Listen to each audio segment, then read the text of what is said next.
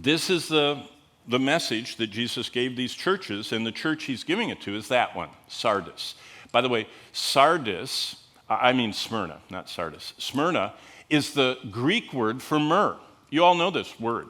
And the wise men the coming to Christ's birth wise men brought gifts which were gold, frankincense, and Smyrna. That's the Greek word, Smyrna. We say it in English, we take the S off. We say myrrh. Myrrh is a unique resin that grows from these desert trees, and they take their machetes in the desert and they go whack, whack, whack, whack, whack, whack, and cut the bark all the way up. They kind of like deface the tree. Instantly, the tree tries to heal itself, and it exudes and puts out this resin that hardens, and it covers the wounds. And when they break that off, that's myrrh. That myrrh is produced by the injuring of the bark of a tree. And so it's interesting that Jesus picked a church that was named myrrh, the injured, resin that comes out from injured tree branches, to talk about persecution.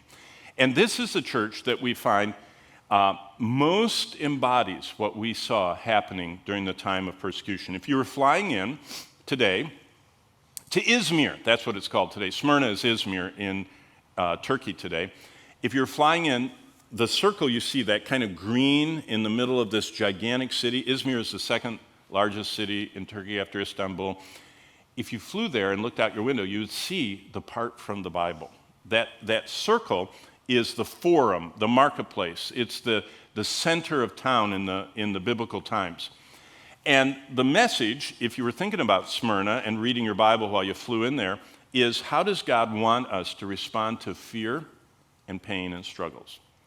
Because if you're going to do what Mr. Praying Man in Morocco did, or the guy I'm going to tell you about today in this class from Romania, it'll probably cost you something. Nowadays, if you stand up for Christ, you can be, trolled, and I forget all the things they do to you online, where they dox you. I don't even know what doxing is, but they do it. And you just become villainous, and people make fun of you. I'm not talking about that. I'm talking about literal physical punching and harm and near death, which is what many people are experiencing. So, number one, only Jesus understands all our struggles. Now, we're not covering Hebrews, but Hebrews is all about that. Hebrews 2, it says that he is acquainted with all our griefs and sorrows.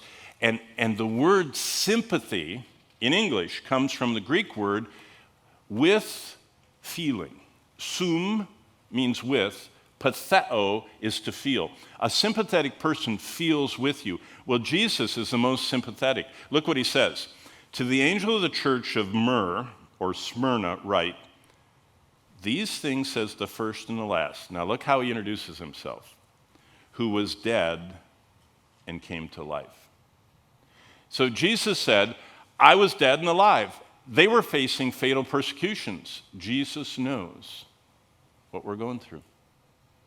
And what's amazing is, in each of these letters, when he gives this name, remember I told you they all have the same format, the city, and then Jesus introduces himself. When you look at that introduction, it exactly meshes with where the church was. And Jesus says, hey, I've gone through what you're going through. And so he says it in verse 9. I know your works, and there's that word we saw in chapter 1, tribulation. Remember, squashing. I know you're being squashed, and your poverty, but you're rich. Now, you talk about poverty. Did you know in the Roman Empire you would pay a price to be a Christian? When we worked in the communist countries, it was very clear in the communist countries, until the wall fell, if you were a Christian from a Christian family, your children could not go to college. They had to be laborers, the government said. They could not become a professional. They could not become a teacher. They could not be a professor. They could not be an entertainer. They didn't want Christians rising up to roles of influence. So becoming a Christian was a death sentence to the future careers of your children. Well, and you, but your children too. Do you understand how dangerous that would be?